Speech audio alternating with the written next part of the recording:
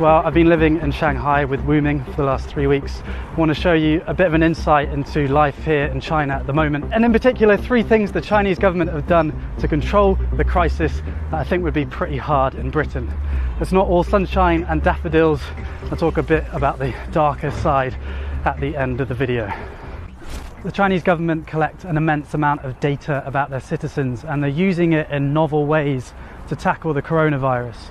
Every time Wuming and I want to leave the apartment complex, she's got to scan her face, and those images, as well as the images from all the CCTV cameras in China, of which there are about 200 million, are fed into a central database and then analysed using machine learning. So it means basically if you're in sight of a camera, there's about 5 on this crossroads, then it's likely that the Chinese government have analysed your face and know where you are. Another big source of data is the WeChat app. You might have heard of it.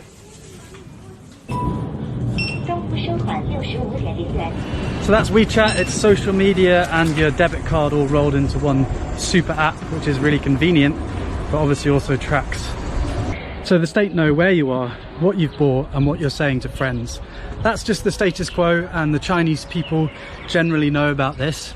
The images you see are actually from the state media. But they're using this data to try the highest tech epidemic control ever attempted. So if you get ill in China and you go to a hospital, the hospital will register with the authorities, and the authorities will pull your name down from this big database. And they have an algorithm that will be able to tell you all the different places that you've been in the last 14 days and all the people that you might have been in contact with.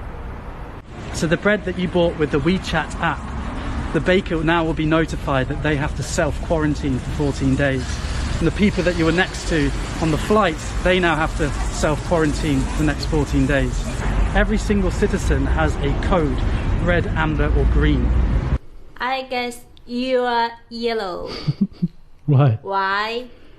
Because you come to Shanghai, not have 14 days. I'm a green. Safe. But if I'm yellow, shouldn't you be yellow? No, just you are yellow. Maybe next week you are green. Good. Some city only green. You can drive car on the road. If the other colors you can't drive on the road. Yes.